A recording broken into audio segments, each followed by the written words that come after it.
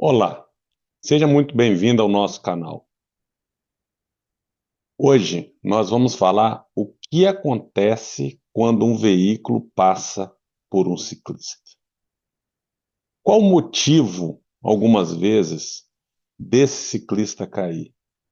O que interfere nesse caminhar do ciclista em uma via? Pois bem, nós vamos explicar agora. Quem não me conhece, eu sou Leonardo, da LR Engenharia. E esse é o nosso canal, LR Engenharia.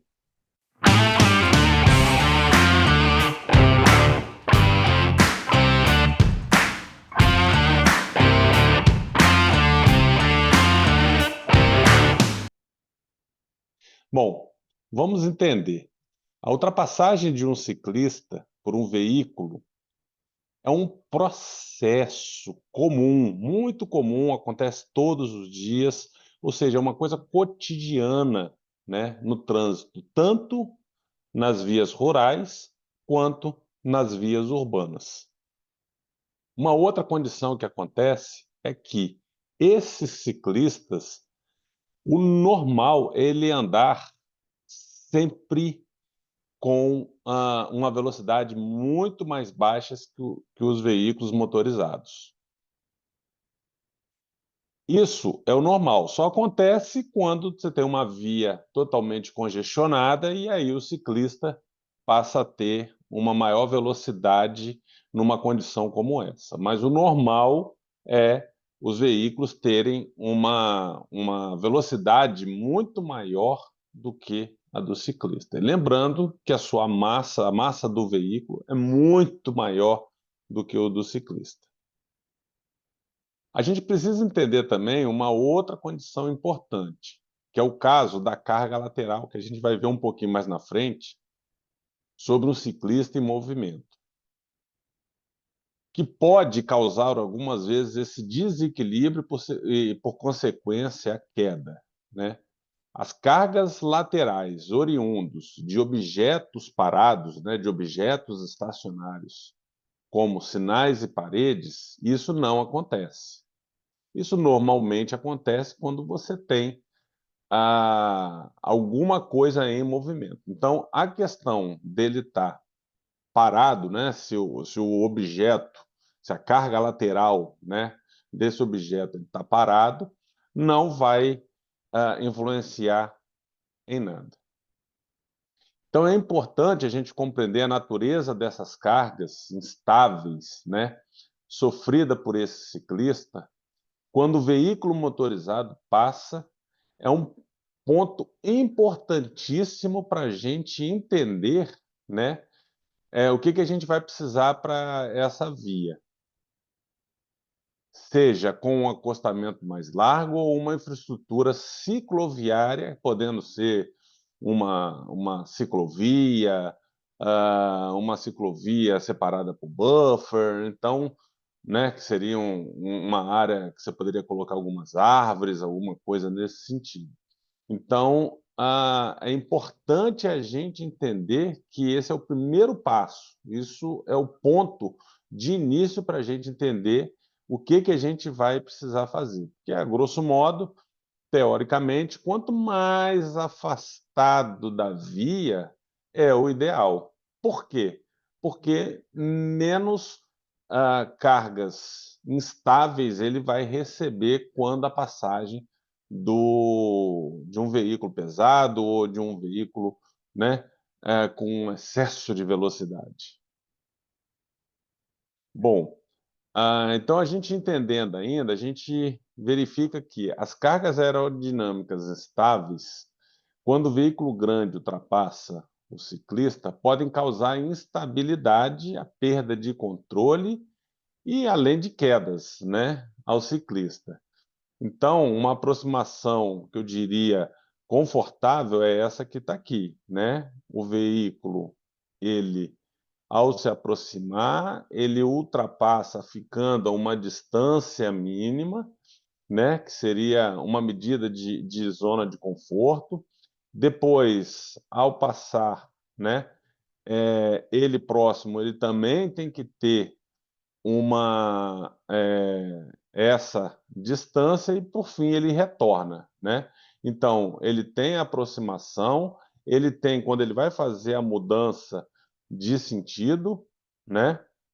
De sentido, a direção continua a mesma, mas de sentido, né? Então, ele tem que ter uma distância de conforto bastante confortável para o ciclista, ou seja, o ciclista precisa ter, então ele fica ao lado para depois retornar, né?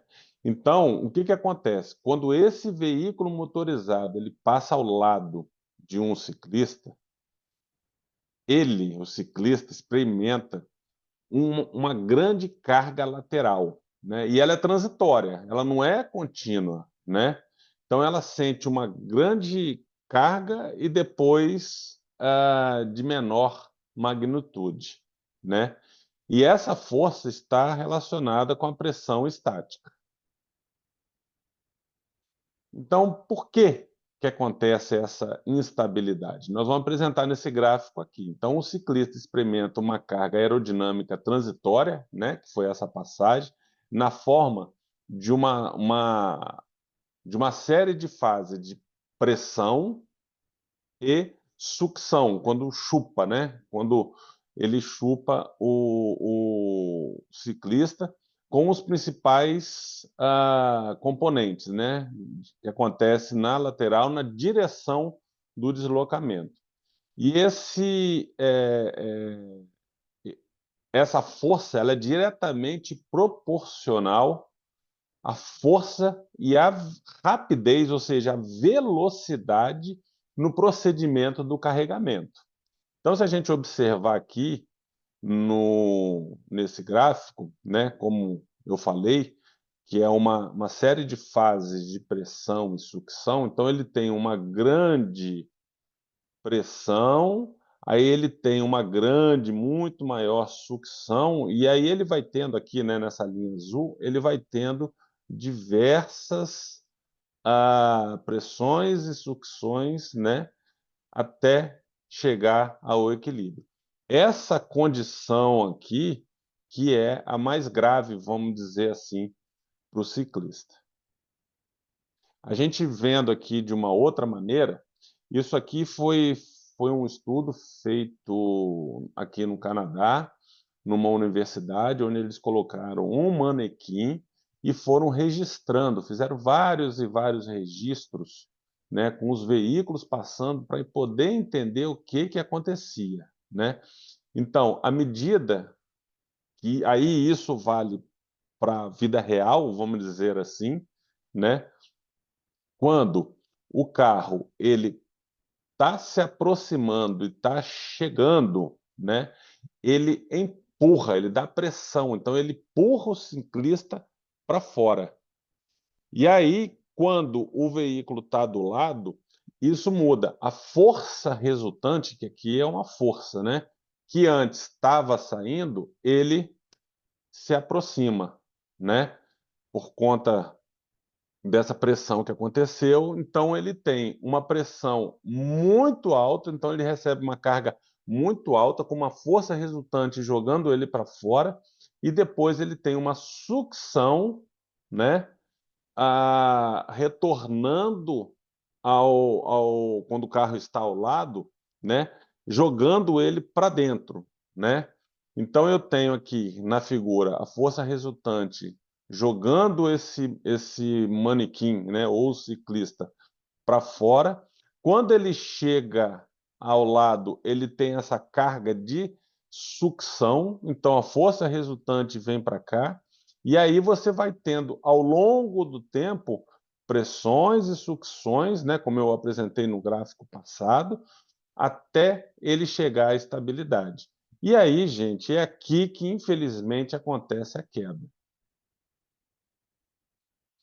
Bom, e aí, continuando essa regra da instabilidade, a magnitude da carga recebida pelo ciclista aumenta com o tamanho e a velocidade do veículo. Quanto maior o veículo, pior, né? Maior é essa carga.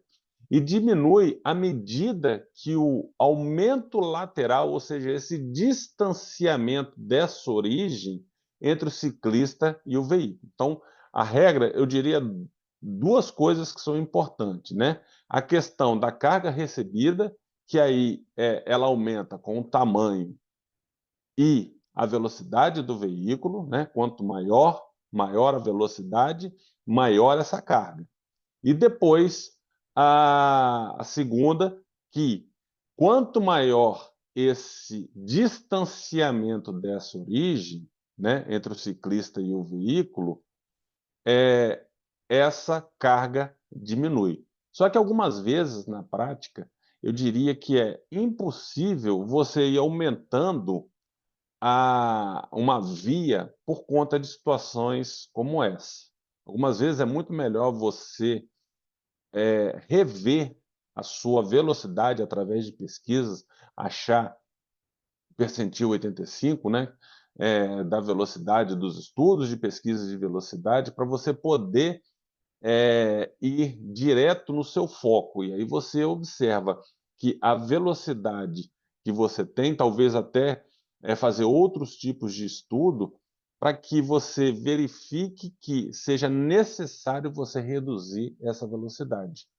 Porque, na lógica, é mais fácil. Quanto maior a pressão, mais distante tem que ser. Mas do ponto de vista de execução de uma via, né, de uma faixa, isso pode se tornar extremamente custoso. Então, existem outros meios técnicos de você verificar essa situação e poder resolver questões como essa. Um ciclista ele pode facilmente responder uma grande força, aplicada suavemente e gradualmente. Mas não é isso que acontece quando passa um veículo de grande porte com velocidade, porque naqueles segundinhos que tem, ele causa uma estabilidade muito grande que talvez ele não consiga corrigir e caia, né? E pode perder o equilíbrio nessa condição. Então, se ele tem uma carga que vai acontecendo gradualmente, né, ela vai crescendo, né, bem devagarinho, você consegue resolver esse tipo de problema. Agora, quando você tem essa carga, como eu mostrei, que ela vai e volta, e vai e volta, e vai acontecendo assim, né? Ou seja, tem uma pressão, tem uma sucção, uma pressão, uma sucção. É extremamente concentrada, com grande força, muito, mas muito difícil o ciclista manter o equilíbrio.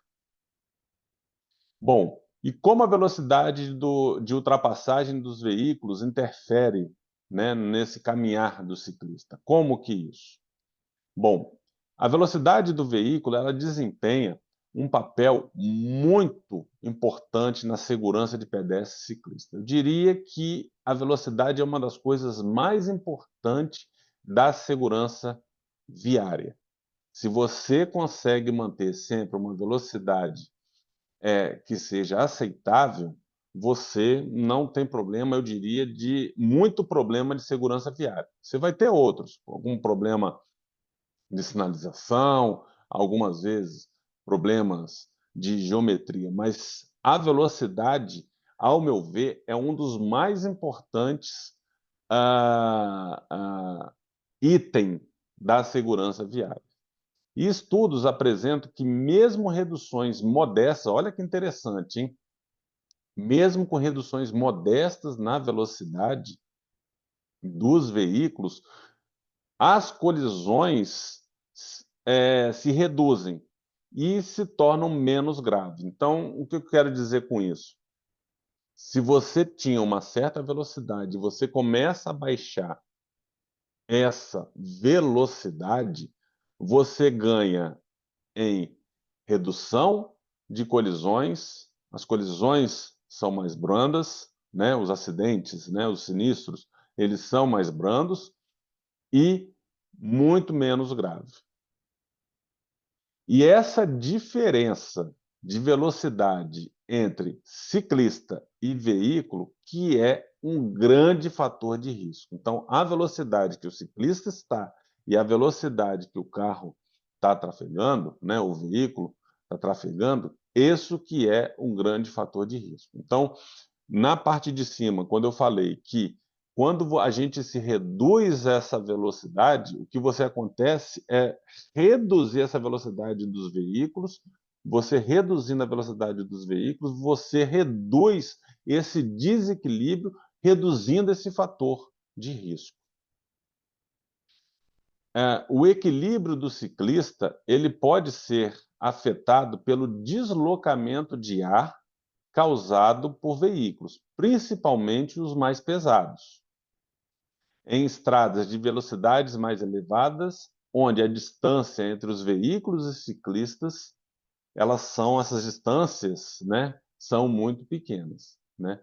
Então, aqui nesse exemplo, se esse veículo tiver uma velocidade extremamente alta, isso é um fator de risco, porque ele é pesado, ele vai afetar esse deslocamento, né? O ar vai se deslocar, e aí a gente volta para aquele gráfico que eu apresentei. À medida que ele vai chegando, ele vai empurrando, quando ele está ao lado, da sucção. E aí, na sucção, o ciclista pode desequilibrar e cair próximo ao veículo pesado, né? E o veículo pesado pode ser ônibus, caminhão e etc. Bom, e aqui está a cereja do bolo para a gente poder entender, né, o que que acontece. Bom, esse efeito aerodinâmico, né, que ele sente, é proporcional à velocidade e à distância de separação entre os veículos pesados e a bicicleta. A força lateral limite, né, que um ciclista consegue receber são de 2 quilos. Em vias com velocidades de até 60 km/h, é aceitável distâncias menores entre caminhões e ciclistas. E quanto mais afastado, menor o efeito de carga lateral, que seria a condição ideal, porém nem sempre possível, como eu expliquei. Então vamos entender esse gráfico aqui, um pouco mais na frente, né? Eu tenho que falar uma coisa. De uma maneira geral, é regulamentado a distância de 1,5, 1,5 metros de separação entre o veículo e o ciclista. A gente ouve muito falar isso. O nosso Código de Trânsito, ele determina, né, ele regulamenta que a velocidade, desculpa, que a distância tem que ser de 1,5 na ultrapassagem de ciclista. E isso vale também aqui no Canadá. Estados Unidos é a mesma coisa, a Europa é a mesma coisa. Então, e da onde que surgiu? Surgiu de um estudo muito próximo a esse aqui, né, feito em várias cidades, onde se chegou a essa conclusão aqui, né? Então eu tenho aqui esse gráfico.